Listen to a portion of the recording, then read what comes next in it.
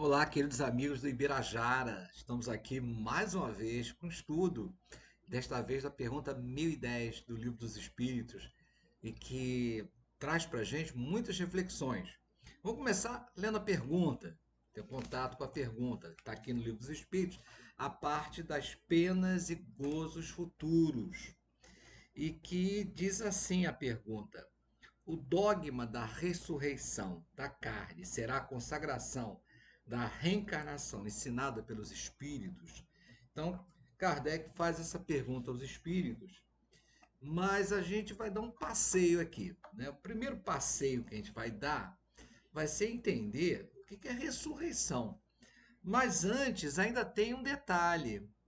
Porque o Kardec, lá no capítulo 4, né, que fala ninguém poderá ver o reino de Deus se não nascer de novo, uma boa dica, diz assim, logo no item 4, no comecinho, a reencarnação fazia parte do dogma dos judeus. Você, puxa vida, então se vem antes do cristianismo, como é que houve essa deturpação? O que aconteceu aí no meio do caminho para que houvesse essa ideia de não mais reencarnação, mas de ressurreição?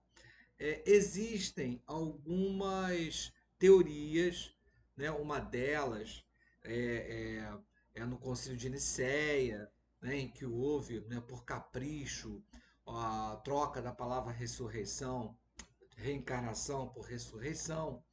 Mas o que vai nos caber aqui, porque vale a pena pensar como é que a igreja, ela, enfim, define que não é mais, não é reencarnação, mas ressurreição, e como é que ela entende isso. Então, o que, que seria a ressurreição?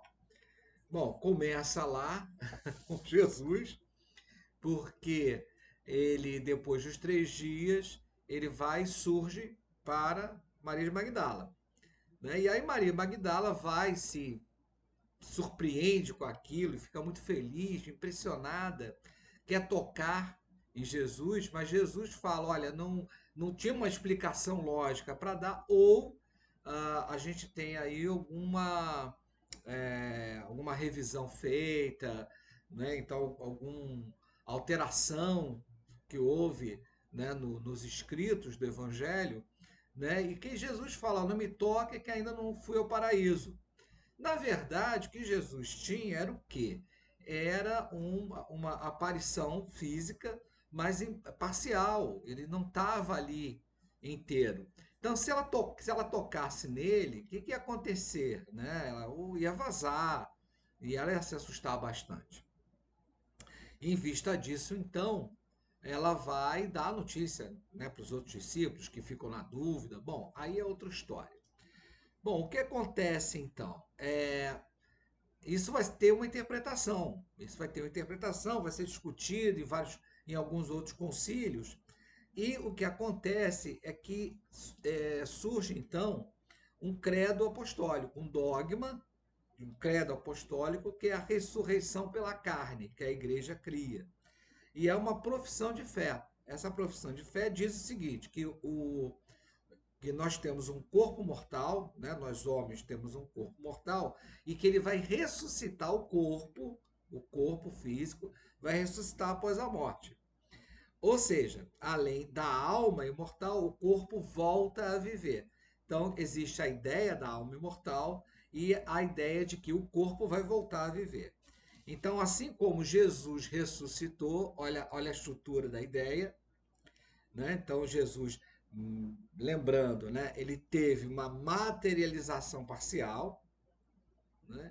E aí fica até uma dica, né, sobre isso, né? Então essa ideia ela não foi suficientemente refletida, né? E aí, bom, pode se fazer até uma leitura, né, dos pais da igreja, o que, que eles conversam lá, mas o que ficou acordado é que Jesus ressuscita, né?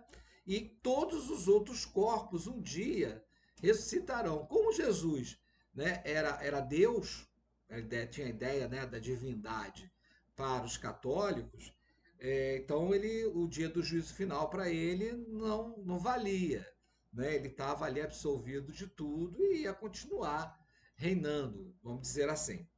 Agora, o corpo de todos nós, o que que acontecia, né? O corpo vai ressuscitar para se juntar à alma, né? E no fim do mundo, no final do mundo, né? Que não tem uma data, né? Que, inclusive, as pessoas falam ano 1000, ano 2000, agora não sei como que o pessoal está falando, né? Então, essa alma volta para ser julgada, quer dizer, essa alma volta para o corpo, vai ser julgada, aí vai sofrer o castigo eterno ou o prêmio de ir para o céu. Né?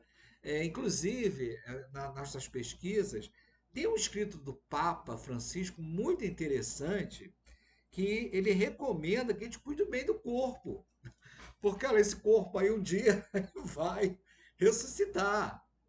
E quando juntada com a alma, tem que estar bonitinho. E até, né, uma dica importante para a gente, para nós reencarnacionistas, de que realmente cuidarmos bem do corpo.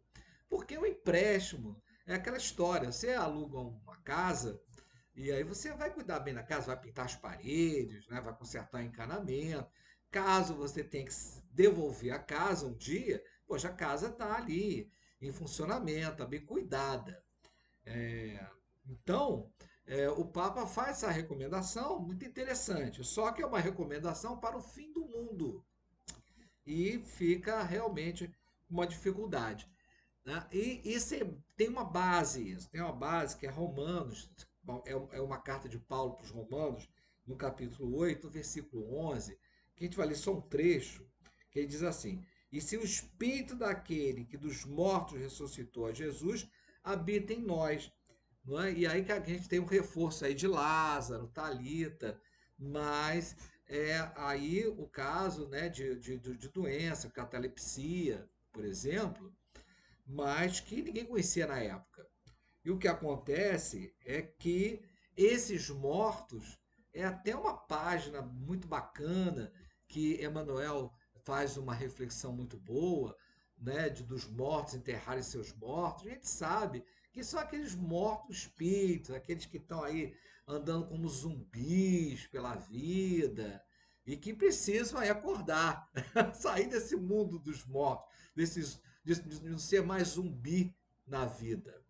Então, quer dizer, essa é a ideia que Paulo quer passar, mas que aí você tem uma leitura diferente, uma interpretação diferente daqueles que estão ali à frente, no caso do credo católico, né? Da religião católica apostólica romana. Mas muito bem, a gente continua, não tem problema. Vamos lá, vamos conversando. E aí a gente chega é, lá no Nicodemos, né, que o Kardec ele vai aqui, vai estudar neste capítulo, e ele vai falar do Nicodemos. Porque olha só, era um dogma, a encarnação era um dogma, como é um dogma nosso, né, e não aquele dogma irracível, né, que não pode ser comentado, pelo contrário, um dogma, né, que pode ser discutido sem problema nenhum. Não é, né, é uma verdade, mas não é algo, né, que não possa ser discutido, estudado, né, tirando conclusões. Então, o que nós temos aqui. E era o dogma dos judeus. A reencarnação é um dogma dos judeus. E por que que era? Porque aí o Kardec resgata o diálogo de Jesus com Nicodemos, que tem um. Vou destacar um trecho aqui que é espetacular. Né? Aí Jesus fala: ó, ninguém pode ver o reino de Deus se nascer de novo. Aí o Nicodemos fala assim: mas como é que pode um homem já velho, né, nascer de novo? Pode tornar a entrar no ventre de sua mãe para nascer uma segunda vez. Você vê, um raciocínio muito difícil, né? Porque ele fica imaginando, não, como é que um homem velho pode entrar no ventre da mãe novamente? Então, quase que uma impossibilidade científica, e eu acho que até para a época, mesmo com aqueles pensamentos mágicos que existiam, eu acredito que foi assim um raciocínio muito tosco de Nicodemos, que era um sábio da época.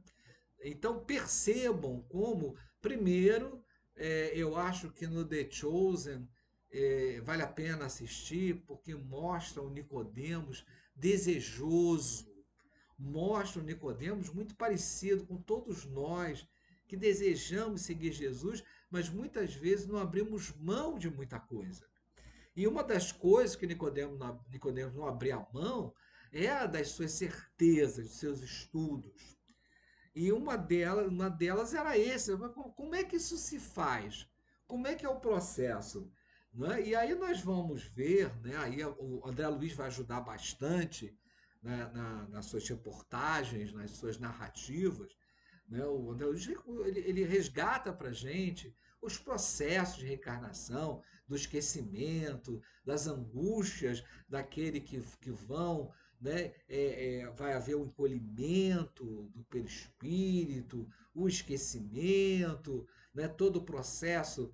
E juntando com o Livro dos Espíritos, nós vamos ver que aqueles estudos de caso que André Luiz faz são realmente concernentes com o que o Kardec está explicando. Perdão, o que os espíritos estão explicando para a gente também. Aí você tem a escolha das provas, é um momento difícil, né? Que a gente vai passar de novo. Não tem, não temos escapatória. Que bom que não temos, né? Nova chance. Mas vejo como Nicodemos tem uma dúvida assim, muito. Eu vou repetir a palavra tosca, porque ele imagina algo que não tem assim muito precedente. É, e que vai, então, né, vai ser construído, né, esse pensamento difícil, esse pensamento truncado, com essa ideia, não é, do corpo já desaparecido. Né? O Kardec vai comentar isso, a gente vai falar daqui a pouquinho. É que né, temos pouco tempo, mas o assunto é vibrante. Não é? Mas o Kardec vai comentar, né, ele que não tinha conhecimento atômico ainda, mas fala de formação molecular, e que a gente vai ilustrar, inclusive, com um grande pensador de nossa época. Mas vamos lá. Continuando, então,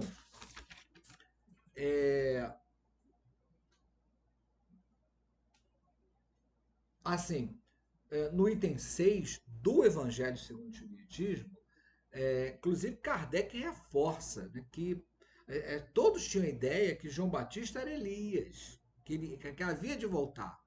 Quer dizer, era o que? A ideia da reencarnação, não da ressurreição. Bom, mas a mecânica era estranha. Realmente, aí, com o Nicodemos, a gente vai ter essa certeza. Mas vamos continuar aqui. Eu falei, então, que o Kardec ele vai falar sobre esse tema da formação molecular dos corpos e que um grande pensador na nossa época ele vai falar sobre isso também. Né? O Kardec, no comentário, né, das perguntas 10.010 e 10.011, a gente está comentando a 10.010. Mas no comentário, ele vai falar assim: o corpo é formado de elementos diversos: oxigênio, hidrogênio, azoto, carbono, etc. Pela decomposição, esses elementos se dispersam, mas para servir à formação de novos corpos, de tal sorte que uma mesma molécula de carbono, por exemplo, terá entrado na composição de milhares de corpos diferentes. Falamos unicamente dos corpos humanos sem ter em conta o dos animais, né? Que o indivíduo tem talvez em seu corpo moléculas que já pertenceram a homens das primitivas idades do mundo. Olha que cabeça fantástica, olha que conhecimento, que homem de ciência nós temos aqui à nossa frente. Nosso querido Allan Kardec. A gente só tem que ficar feliz de ter uma doutrina tão avançada já em seu tempo. Mas eu falei que ia citar um homem de nosso tempo, e ele é o Carl Sagan. Sim, aquele apresentador do Cosmos, né? aquela série científica fantástica que nós encontramos ainda na internet. O Carl Sagan ele vai desencarnar em 1996 e ele tem uma frase fantástica que ele diz assim: somos feitos de poeira estelar. O que ele queria dizer? Em palavras dele, o cosmos está dentro de nós. Somos feitos de matéria estelar. Somos uma forma de universo, somos uma forma do universo conhecer a si mesmo. Olha que espetáculo! Então, de uma explosão, por exemplo, de uma supernova, aquelas estrelas que chegaram ao seu ápice e aí explodem. E isso aconteceu, né, perto da gente, quando a gente estava se formando, quando o nosso sistema estelar estava se formando, uma supernova explodiu e liberando carbono. Ah, perdão, gente, perdão, perdão. Eu esqueci de desligar o telefone. É gravação, né? Mas não é por isso que a gente não tira o som do telefone. Pronto, agora tá tirado. É bom que dá assim um clima de realismo, né? Horrível essa. Mas, é, voltando então, essa supernova explodiu. E, poxa vida, ela espalhou uma porção de átomos, de moléculas, de compostos químicos. E isso foi o quê? Foi o que Kardec falou: carbono, oxigênio, azoto, né? E que são necessários para a formação dos planetas e da vida. Então, a minha unha, a falta do cabelo, não é? A minha pele, os órgãos, dentes. Gente, isso tudo é resultado de uma explosão de uma supernova há tantos bilhões de anos atrás. E que se formaram, que formaram o planeta. Estão as nuvens que eu estou vendo aqui, né, os pássaros que estão voando. Nós. Então nós estamos aqui. Mas é uma formação material. Essa formação, ela vai continuar, ela dá continuidade. Ela não tem ali um fim proposto.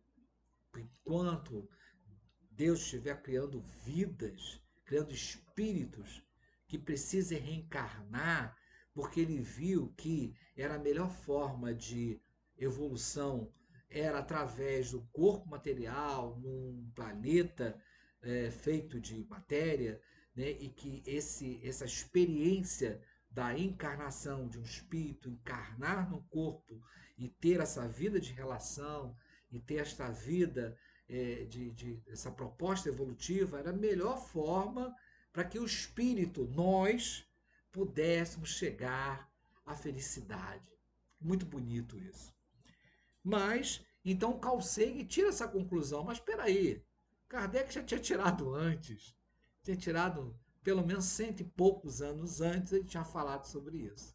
Que nós somos o universo, essa composição, perdão, material que o universo expande, explode, forma. Muito bem, então. O Carl Sagan. E existe, eu vou ler a pergunta e a resposta, mas eu queria ainda destacar algo muito importante que Kardec fala. Ele fala da interpretação ao pé da letra, né, que os católicos tentaram fazer, a interpretação lógica, mas a interpretação dos livres pensadores. Nós espíritas somos livres pensadores. O que é isso? Livres pensadores são aqueles que não estão amarrados a dogmas, no caso, aqueles dogmas, né, que não podem ser discutidos. Livres pensadores são aqueles que estão sempre lendo as novidades, das descobertas científicas, estão sempre abertos à discussão, estão sempre percebendo as notícias que chegam, estão sempre discutindo entre si. Então, livres pensadores são esses. E será que nós somos livres pensadores? Ou nós estamos amarrados? Nós estamos, uma coisa que eu ouvi há pouco tempo, diminuindo a codificação espírita. Ela é tão grande, tão ampla, ela é tão propiciadora de conclusões através das suas próprias verdades. E nós diminuímos tanto.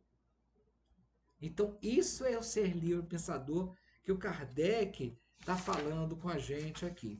Mas vamos então finalizar. Né? Eu falei que é rápido. Vamos lá. É a parte quarta, que é o capítulo 2 das penas e gozos futuros do Livro dos Espíritos. Olha ele aqui. E a pergunta 10 diz assim: ó, o dogma da ressurreição da carne será a consagração, olha que palavra linda que ele usa, consagração da reencarnação ensinada pelos espíritos, perdão. E responde os espíritos amigos: como quererias que fosse de outro modo? Eu adoro isso. É fantástico, não é não? Né? Porque olha como que os espíritos têm uma resposta coloquial, né?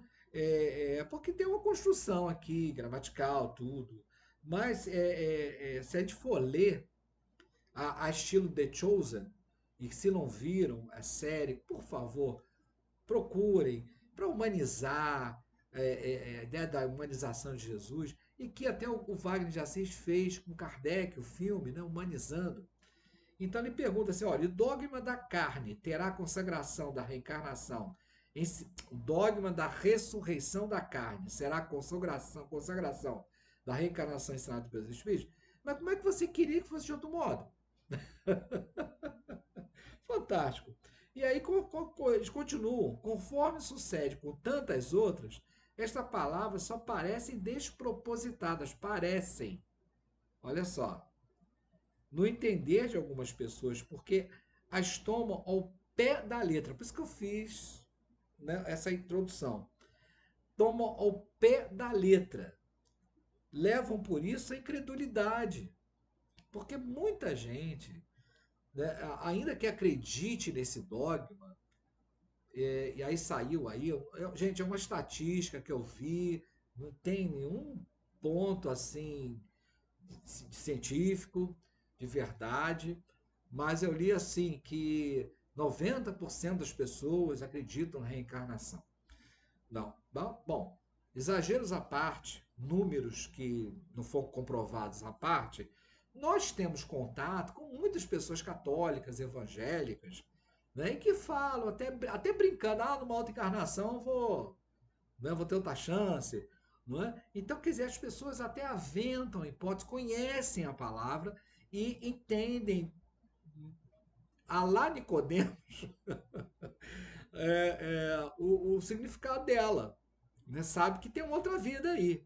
Né? E que não tem que ficar esperando, né, o fim do mundo para isso.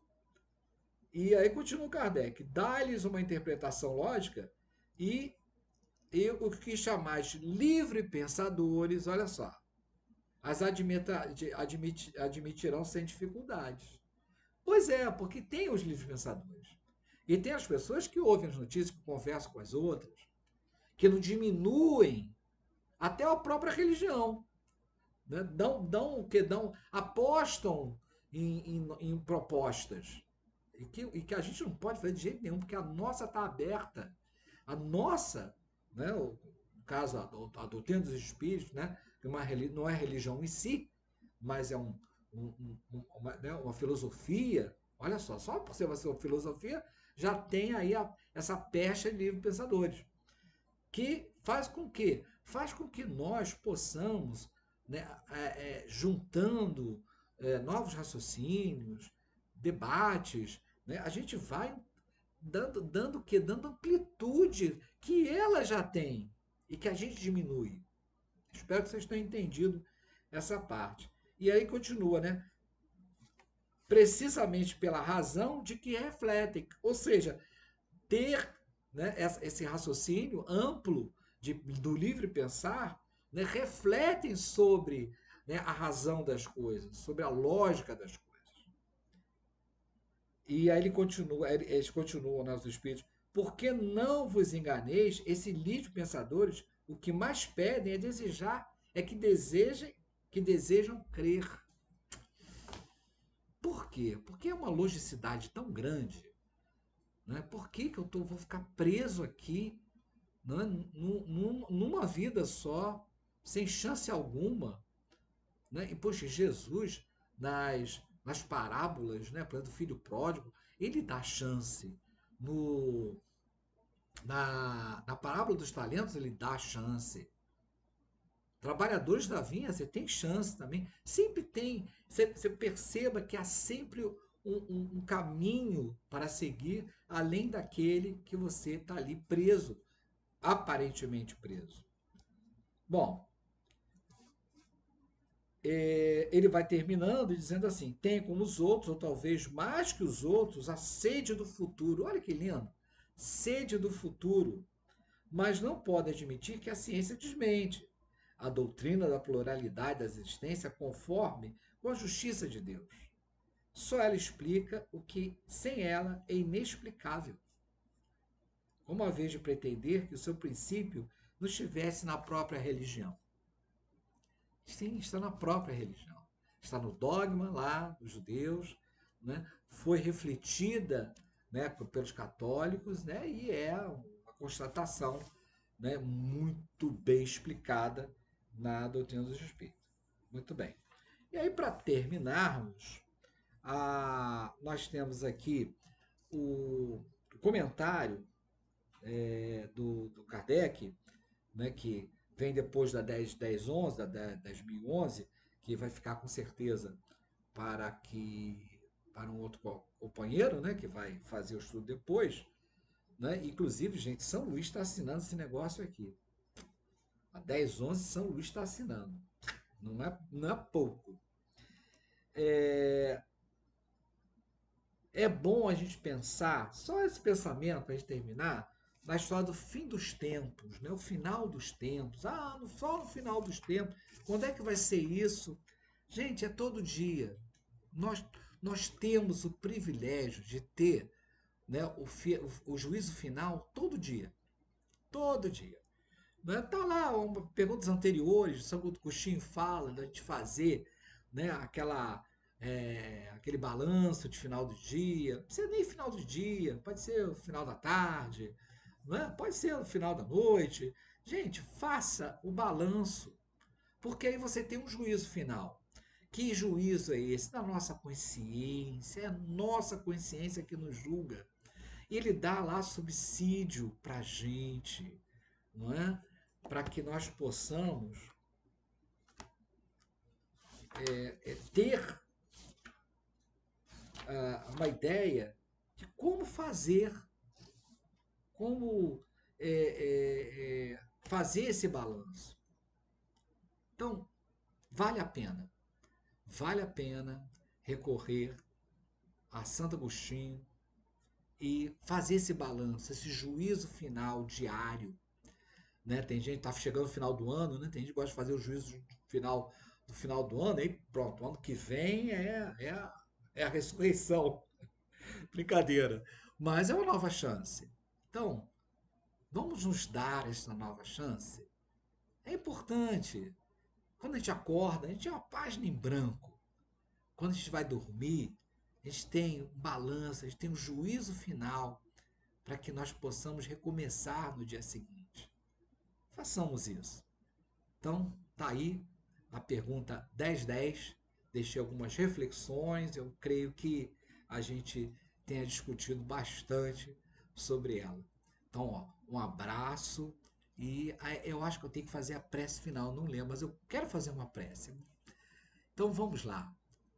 Senhor Jesus, que alegria estar aqui com os companheiros do Ibirajara e podendo então refletir sobre a reencarnação, refletir sobre esta confusão que foi feita apenas porque havia caprichos, mas que agora nós temos a autonomia, a liberdade de escrever a nossa história, desde o dia em que encarnamos, mas particularmente no dia de hoje, em que somos folhas em branco, podemos escrever a nossa história e que ao final do dia, este juízo final, esse balanço, possa ser bem feito para que possamos recomeçar no dia seguinte. E sabemos sempre, Senhor, e dirigindo então a Deus nosso Pai, que temos vida e vida em abundância e existências para podermos construir um nosso futuro de felicidade. Muito obrigado, que assim seja. Então, até lá. Um abraço a todos.